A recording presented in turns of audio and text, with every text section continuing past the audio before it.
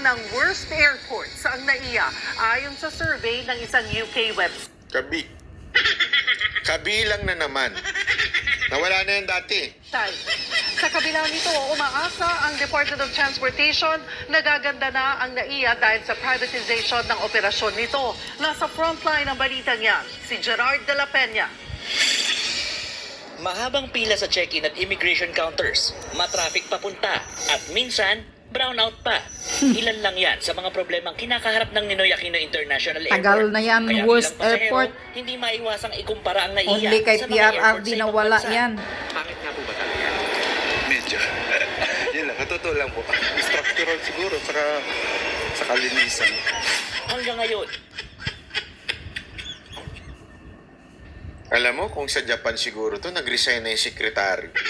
Kaya nga, resign secretary, hoy. Inutil secretary dyan, DOTR, Pero kasi sa sa kanila airport. salitang honor eh.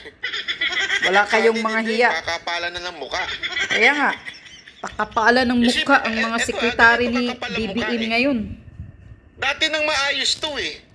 Dati Correct. nang maganda to. Nawala na tayo dyan.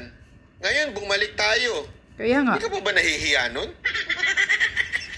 Di ba?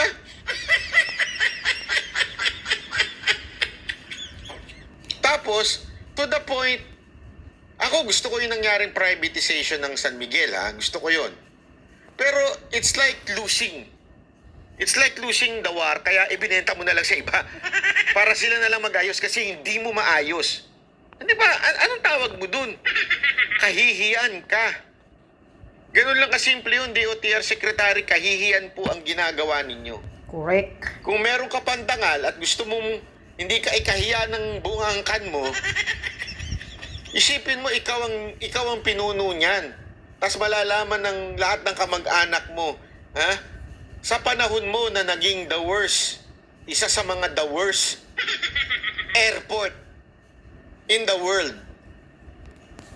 Hindi ka ba nahihiya niyan? Yan ang legacy mo. Oo, kuwari, mamamatay ka na, lolo ka na, kunwari. Halimbawa lang naman, lahat naman tayo mamamatay na eh, di ba? Yung mga lolo. Anak, alam mo ba, sawentuhan niya sa apo niya, alam mo ba, sekretary ako dati, ni Apo Lakay, Marcos. Ako yung sekretary ng DOTR noon. Ano nga accomplishment mo, lolo? The worst airport ang NAIA mo. Yan ang legacy ko. Ganun ba, lolo? Wala ka palang Kaya nga. kwenta. Kakahiya. Di ba? Grabe, only kay PRRD na kasama ayos. ng NAIA sa listahan ng worst airports. Sa survey na isinagawa ng UK-based website na Business Financing, hiningan nila ng review ang business passengers o yung mga negosyo ang pakay sa pagbiyahe tungkol sa iba't ibang airport sa Asia. Ang binoto na best airport ng business travelers ay ang Nui Bai International Airport. Papayag kayo niyan? Vietnam, Naging number best 1. airport yung sa Vietnam? Number 2, Singapore. Ako Sa payag. Vietnam. Number 3, Hong Payag Kong. pa ako dun sa Singapore eh. Kasi Kaya ang nga. ganda talaga nun sa Singapore eh. Yung may fountain, parang nasa heaven. Hindi, Number walang biro. 4, Punta kayo sa Qatar. Singapore. Yung Number airport 5, nila, yung parang Finland. may fountain pa dyan. May imagine mo nga itsura ng Oh, heaven eh. Vietnam, Parang ganun number eh. Sa 1 ganda. Best Pwede airport pa eh. in Hong Kong, ang Asia. laki din, ang ganda din. Di ba? Sa Yeah. Qatar din. Naku po, isa pa dyan. Naka-carpet. Pero yung Vietnam, tinalo tayo. Parang hindi ata ako papayag doon. Di ba? Kaya nga. Sinundan niya ng Changi International Airport sa Singapore, habang third best airport ang Hong Kong International Airport. Sa listahan naman ng worst airports, nangunguna ang Kuwait International Airport. Wag naman siguro tayo makipaglaban dyan. Kazakhstan, Wow. Saudi Arabia, alam naman po natin ng mga tao dyan. Ninoy International Ang Airport. pang-apat sa Abu worst Dhabi, airports in Asia, UAE, the ang worst NAIA. airport. Aminado naman ng Department of Transportation na maraming dapat baguhin sa NAIA. Ang mga problemang ito ang layong solusyonan ng Baguhin. privatization ng operasyon ng NAIA. Yun ang Matatanda solusyon consortium ninyo, ng San Miguel privatization. Corporation ang napiling mag-ayos at mag-operate ng NAIA. Tapos ngayon, dumami na rin dyan yung bit-bit boys. Kasi Surut. dati pinagbawal yan eh. Yung Kaya dikit nga. ng dikit na mga bit-bit boys. Yung mga Binabati porter-porter po ng pala natin airport. mga banateros na bit-bit boys dyan, ha? Marami kasi mga banateros dyan, eh. Hindi, wala naman pong problema kung meron yung mga tumutulong-tulong. Pero kasi Naiinis ba naman ako niyan? bawal ho magbigay-bigay sa mga yun, eh. Pag lapit-lapit, Iniwasan na ho yun kasi nakakainis. hindi magandang tignan. Kaya nga, Diba? Na demanding parang pa, humihingi. Dinaig pa yung nasa karsada na nangihingi ng konting pagkain lang po. Parang ganun nagpapalimos ang dating, yung mga Ngayon, ano. Medyo, ako walang problema sa akin yun. Kasi sanay na tayo sa ganun. Pero ang problema ho, yung mga foreigner na, ano to? Diba? This airport is designed to Wow, handle- kapal ng Hindi mukha ba mo. nahihiya, Sek? Jaime Tawa pa kayo ng Bautista, tawa? hindi ka ba nahihiya? Matanda ka na, ba't ka pa umupo Kung sa dyan? Japan yan, nag-resign na yan. Baka nag-ano pa eh. Kaya nga, resign ka na, matanda ka na. Kaya pala, Parang worst wala airport. lang, okay lang. 35 million passengers and we have almost 50 million. No? So, ano gagawin natin? Aba, Kasalanan ng mga pasahero. Yan ang aba, maganda. Sisihin nyo pasahero. aba, Kung bakit? bakit ang airport natin, sisihin nyo ang pasahero. Kaya Kasi nga. daw ang capacity lang 30, naging 50, ano na ngayon. Talagang mga- Kasalanan ngayon ng pasahero. Mga bubo. Anong gagawin natin? Di niya rin alam. Eh, di mag-resign ka. Yun ang maganda mong gawin. Gagawin natin, we will implement the privatization. We will Hindi, mag-resign ka muna. Yes, Yun siguro resign. magandang gawin mo. Mag-resign ka, ilipat mo doon sa competent. Kapal Ayun ng lang kasimple. mukha mo. Kasi nung panahon ni Pangulong Duterte, naayos naman yan. Kaya Bakit nga. ngayon? Kaya nga. Pareho lang naman siguro ang tao noon at ngayon. will modernize, no?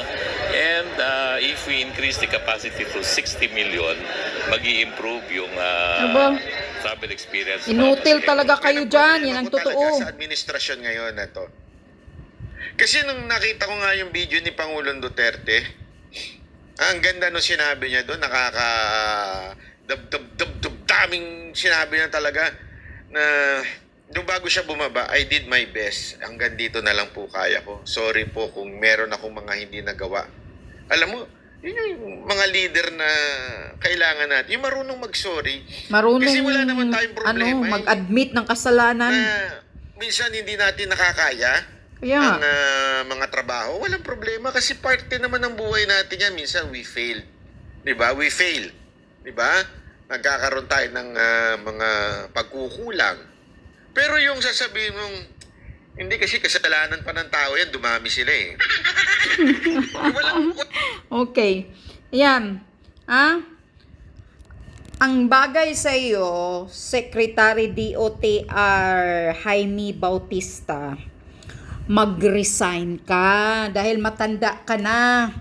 Magpahinga ka na dahil yung mga utak kasi ninyo, bakit kayong mga matandang nakaupo dyan? Ang mga utak ng matanda na hindi na updated sa mga bagong mga technology, sa mga bagong design, sa mga bagong style. Tapos ngayon, i-blame mo pa sa mga pasahero dahil dumadami ang pasahero, kaya palpak ang airport, nagiging worst airport. Naku, Jaime Bautista, sir, respeto na lang kita kunti dahil matanda ka na. Alam mo, sir, sa panahon ni PRRD, walang ganyang mga reklamo. Dahil talagang nagtratrabaho ang DOTR dati at hindi nang bubulsa. At ang lahat ng mga tao dyan sa immigration, yung mga official dyan na mga sa screening area, yung mga porter dyan na didisiplina, sir. Ngayon, bumalik na naman yung hingi-hingi. Kunyari, pabigay-bigay ng trolley. Tapos nang hihingi. Inis pa naman ako niyan. Kasi pag binigyan mo na, ayaw pa naman, tatanggap ng, halimbawa, bigyan mo ng 300, 200, ayaw tumanggap. Sasabihin pang mahal ng bigas ngayon, kasalanan ko bang mahal ang bigas? Kasalanan ko bang hindi ka makakain? Ba't andito ka? Nagpapali mo sa airport, di mag-alis ka dito. Ang sarap sampalin.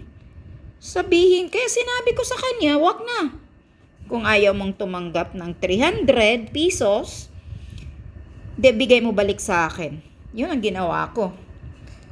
Kapal ng mukha, yung mga porter-porter dyan sa airport, huwag kayong magpapalimos dyan, nakakahiya kayo.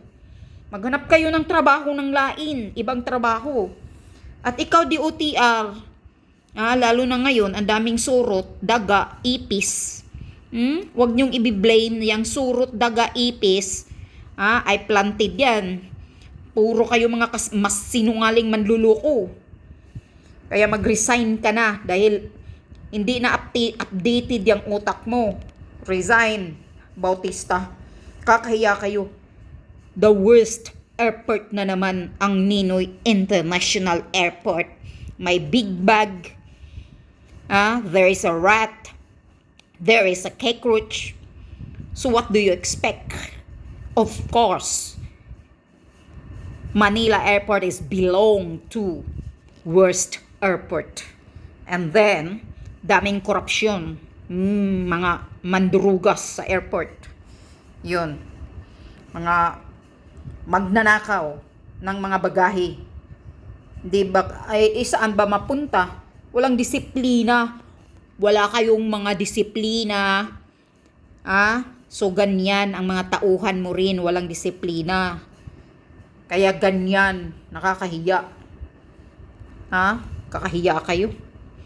Talagang naayos na ni PRRD. Kay PRRD noon walang reklamo, puro nagtatrabaho. Pero ngayon, ang galing mag-blame. Ibi-blame pa sa mga pasahero dahil dumadami kaya kapal ng mukha mo. Inutil talaga kayo. Secretary, inutil ka talaga dyan sa DOTR. Yan ang totoo. Katulad ka ng presidenteng inutil, bangag. Yan ang totoo. Kakainis kayo. Jutang ina ninyo.